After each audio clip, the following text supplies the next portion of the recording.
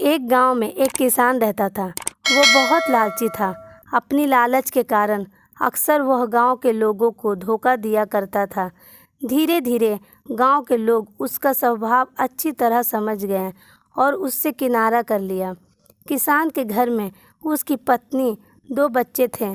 गांव के लोगों द्वारा किनारा कर लेने पर पत्नी ने किसान को बहुत समझाया कि लालच छोड़ दें और दूसरों को अपने फ़ायदे के लिए इस्तेमाल ना करें, ना ही धोखा दें। लेकिन किसान नहीं माना। तंग आकर किसान की पत्नी बच्चों सहित अपने मायके चली गई। किसान घर पर अकेला रह गया। खेत के काम के साथ ही घर के काम की जिम्मेदारी भी उसके सिर पर आ गई।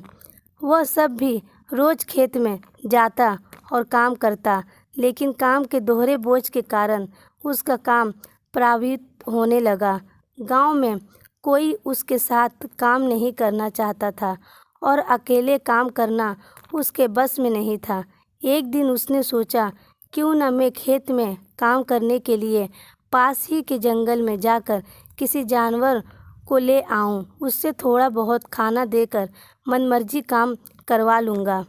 अगले दिन वह जंगल गया और एक भालू को अपने खेत में काम करने के प्रस्ताव दिया। भालू ने पूछा कि उसके बदले वो उसे क्या देगा। किसान ने कहा कि वो उसे 2 वक्त की भोजन दे देगा। भालू राजी नहीं हुआ। उसने कहा कि उसे 2 वक्त के भोजन के साथ ही फसल में भी हिस्सा चाहिए। किसान ने सोचा कि अभी इसकी बात मान जाता हूँ, बाद में कोई ऐसा तरकीब निकाल लूँगा कि इससे फसल में कोई हिस्सा ना देना पड़े। उसने हामी भर दी।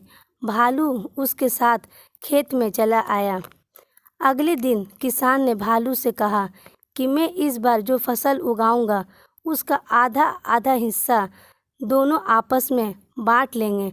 ऊपर का हिस्सा तुम ले लेना, मैं नीचे का हिस्सा ले लूँगा। भालू मान गया। किसान ने खेत में आलू उगाई। भालू दिन रात खेत में काम करता रहा।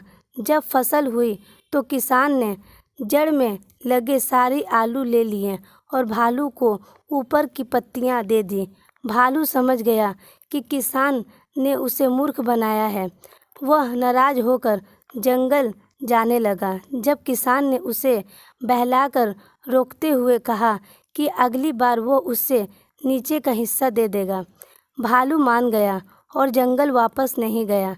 इस बार भी वह पूरी मेहनत से रात और दिन एक करके काम करता रहा, मगर किसान ने चालाकी दिखाकर इस बार खेत में आलू की नहीं बल्कि गेहूं की फसल बोई थी। जब फसल काटते समय आया तो किसान ने सारी गेहूं ले लिए, भालू को जड़ दे दी।